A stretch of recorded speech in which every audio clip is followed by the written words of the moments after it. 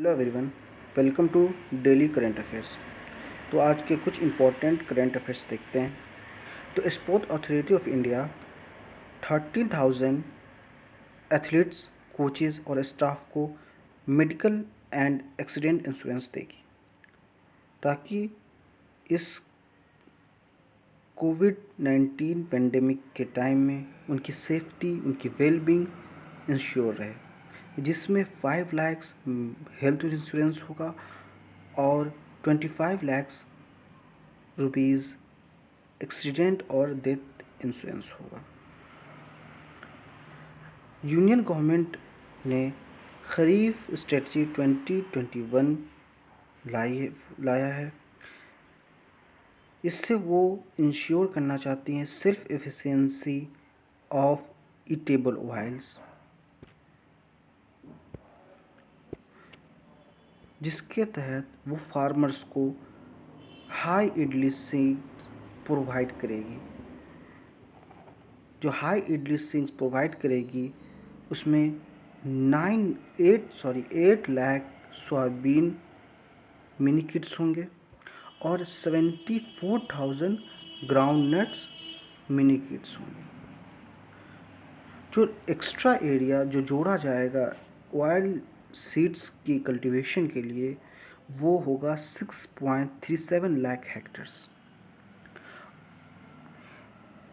इस एरिया को जोड़ने की वजह से, ऐड करने की वजह से जो प्रोडक्शन होगी वो होगी 120.26 लाख क्विंटल्स, और इस सीड से जो ईटेबल ऑयल बनेगी वो लगभग बनेगी 24.36 लाख टन। अब हम नेक्स्ट करंट अफेयर देखते हैं, जो है आईएनएस राजपूत। आईएनएस राजपूत को डीकमीशन कर दिया गया है। ये क्या था? ये first destroyer of Indian navy थी। ठीक है, ये एक कैसीन क्लास डिस्ट्रॉयर था जो यूएसएसआर के द्वारा बनाया गया था। कब? 4 मई 1980s को। इसने हमारे देश में 41 ईयर्स की सर्विस दी है।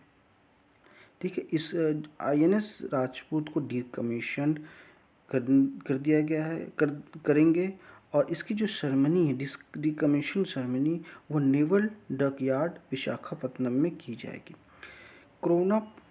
कोविड प्रोटोकॉल को ध्यान में रखते हुए इसमें सिर्फ स्टेशन ऑफिसर्स और सेलर्स ही अटेंड करेंगे। वेस्ट बंगाल में तृणमूल कांग्रेस ने अप्रूव किया है कि वो भी लेजिस्लेटिव काउंसिल बनाएगी। ये देख लेते हैं कि पहले से किस किस स्टेट में लेजिस्लेटिव काउंसिल है। बिहार में है, उत्तर प्रदेश में है, महाराष्ट्र में है, आंध्र प्रदेश में है, तेलंगाना में है और कर्नाटक में है। ऐसा नहीं है कि वेस्ट बंगाल में पहले लेजिस्लेटिव काउंसिल नहीं थी। वो 1969 में उसको एब्लिश कर दिया गया था। ठीक है, अब अगला करंट अफेयर देखते हैं। माइग्रेशन एंड डेवलपमेंट ब्रीफ, ये एक रिपोर्ट होती है जो वर्ल्ड बैंक निकालती है। इसमें देखते हैं कि किस कंट्रीज़ में कितने रिमिटेंस की फ़्लो हो रही है। रिमिटेंस क्या है? रिमिटेंस ये होता है कि किस देश में, एक देश में दूसरे देश से कितने पैसे आ रहे हैं। तो इस कोरोना की वजह से हमारे देश की जो रिमिटेंस है उसमें कुछ ज़्यादा फ़र्क नहीं पड़ा है। जैसे कि आप देख सकते हैं कि 2020 में हमारा जो रिमिटेंस आया है वो 83 बिलियन का है, और ये 2019 में 83.3 था। तो सिर्फ 0.3 का फ़र्क है,